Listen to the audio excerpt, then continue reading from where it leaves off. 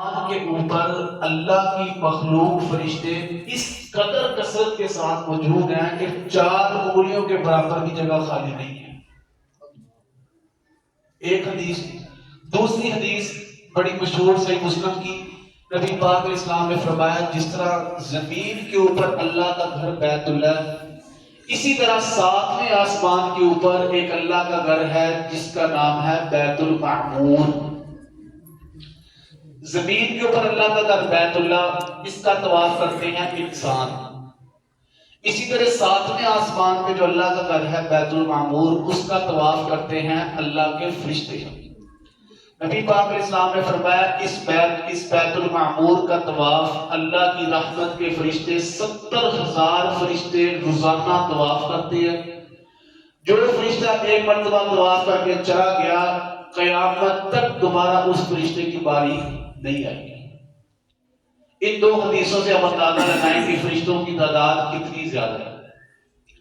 اب اگلی بات کہ کچھ خوش نصیب لوگوں کے لیے یہ اللہ کی رحمت کے فرشتے دعا کرتے ہیں.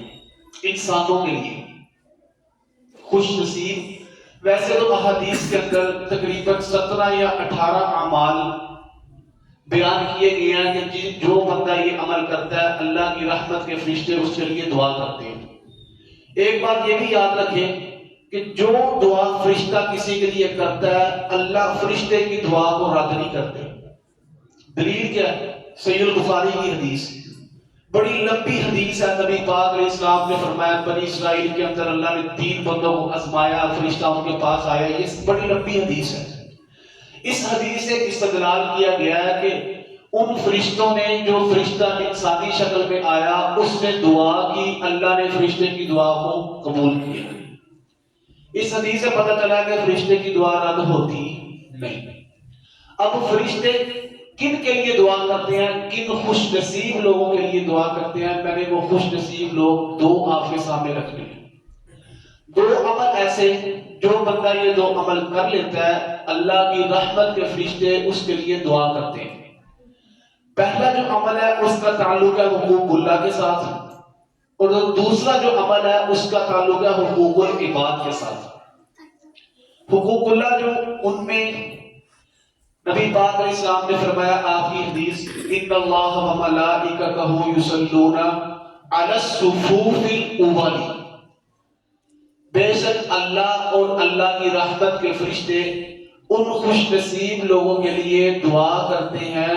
کون سا خوش نصیب؟ جو پہلی صف میں آ کے باجماعت نماز ادا کرتا ہے.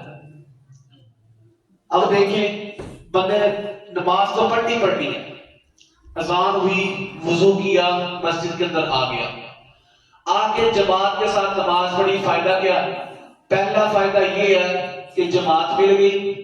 دوسرا فائدہ 27 نمازوں کا ثواب مل گیا. تیسرا فائدہ کہ اس نماز کے بدلے گناہ معاف ہو گئے. چوتھا فائدہ یہ ہے کہ اللہ کی رحمت کے فرشتے اس بندے کے لیے رحمت اور مغفرت کی دعا کرتے ہیں. پہلا عمل دعا فرمائے اللہ ہمیں 5 وقت کا پکا سچا نمازی بنائے، اور اللہ ہمیں 5 نمازیں پہلی صف میں آ کے پڑھنے کی توفیق عطا فرمائے.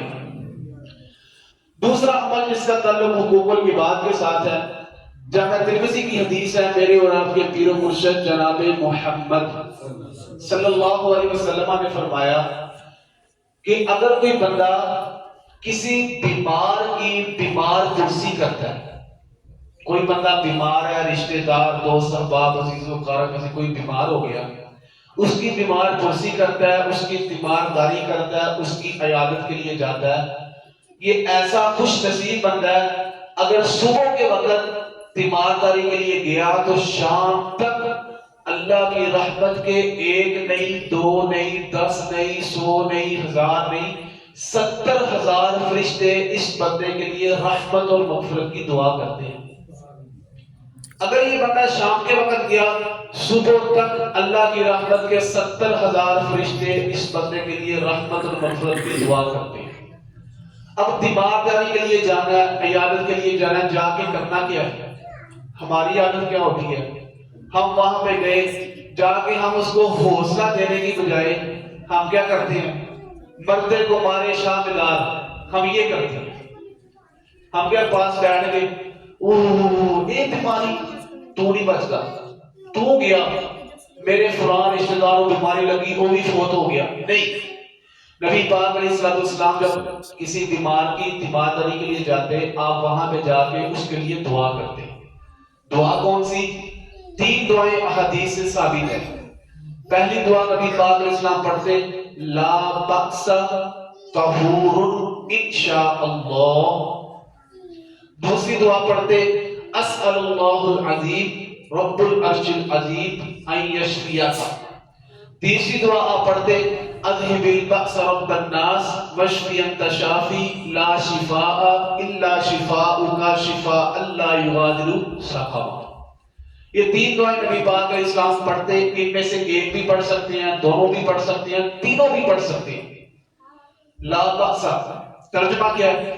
لا بأس، نو ٹینشن، پریشان ہونے کی ضرورت نہیں۔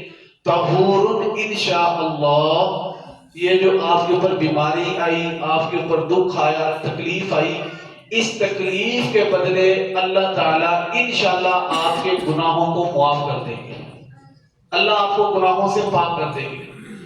جو تیسری دعا میں نے بتائی، اذهب البأس رب الناس، یہ بندہ کسی بیمار کے پاس جائے، جا کے 7 مرتبہ یہ دعا پڑھ کے تب کرے، اللہ تعالیٰ اس بیمار کی بیماری کے اندر افاقہ کرتے ہیں، اس کو بیماری سے افاقہ ہو جاتا ہے، اللہ تعالیٰ اسے شفا عطا فرما دیتے ہیں۔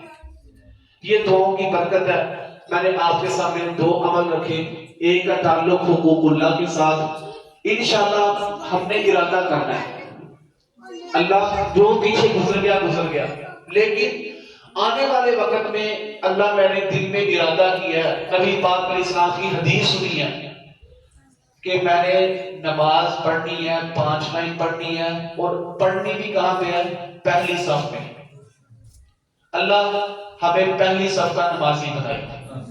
دوسرا کہ جو بندہ بیمار کی بیمار پرسی کرتا ہے، تیمارداری کرنا بہت بڑا ثواب ہے۔ نبی پاک علیہ السلام مسلمان کی تیمارداری کرتے ہی کرتے، نبی پاک علیہ السلام مشہور حدیث ہے، یہودی کے گھر اس کے بیٹے کی تیمارداری کے لیے چلے گئے۔ یہودیوں کے گھر نبی پاک علیہ السلام تیمارداری کے لیے جاتے، لیکن ہم جس کے ساتھ مفاد ہے، جس کے ساتھ ہمارا تعلق ہے، جو ہمیں اچھے طریقے سے بلاتا ہے، ہم اس کی تیمارداری کے لیے تو جاتے ہیں۔ اگر کوئی بندہ امیر بیمار ہو گیا، ہم تیمارداری کے لیے چلیں گے، لیکن اگر کوئی ہمارے محلے کا غریب، ہمارے رشتہ داروں میں سے غریب بیمار ہو گیا، ہم اس کی تیمارداری کے لیے نہیں جاتے۔ یہ مسلمان کا کام نہیں ہوتا، یہ مسلمان کا شیوا نہیں ہوتا۔ مسلمان جس بھی حالت میں ہوتا ہے، جو سی بھی حالت میں ہوتا ہے، وہ اللہ تعالیٰ کے رسول صلی اللہ علیہ وسلم کے احکامات کی پیروی کرتا ہے۔ غریب کے لیے بھی وہی نبی پاک علیہ السلام کا دین ہے، اور امیر کے لیے بھی نبی پاک علیہ السلام کی شریعت وہی ہے۔ یہ اس طرح کے معاملات اللہ تعالیٰ ہمیں ان سے محفوظ رکھے۔ اللہ ہمیں بیماروں کی تیمارداری کرنے کی توفیق عطا فرمائے۔ اللہ ہمیں زندہ رکھے اسلام پہ، موت آئے ایمان کی حالت میں، مرتے وقت کلمہ طیبہ نصیب فرمائے۔ اللہ ہمارا خاتمہ بالخیر فرمائے، خاتمہ بالایمان فرمائے۔ اللہ ہمیں بار بار اپنے گھر بیت اللہ کی حاضری نصیب فرمائے۔ اللہ تعالیٰ ہمارے بیماروں کو شفا عطا فرمائے۔ ہم میں سے جن کے جو عزیز و غالب فوت ہو چکے ہیں، اللہ ان کی کامل مغفرت فرمائے۔ اللہ انہیں جنت الفردوس میں اعلیٰ مقام عطا فرمائے۔ جن کے والدین زندہ ہیں، اللہ صحت ایمان عافیت والی لمبی زندگی عطا فرمائے۔ اللہ جن کے پاس اولاد نہیں ہے، نیک صالح نرینہ اولاد عطا فرمائے۔ اللہ جو مقروض ہیں، قرضوں کی ادائیگی میں شامل پیدا فرمائے۔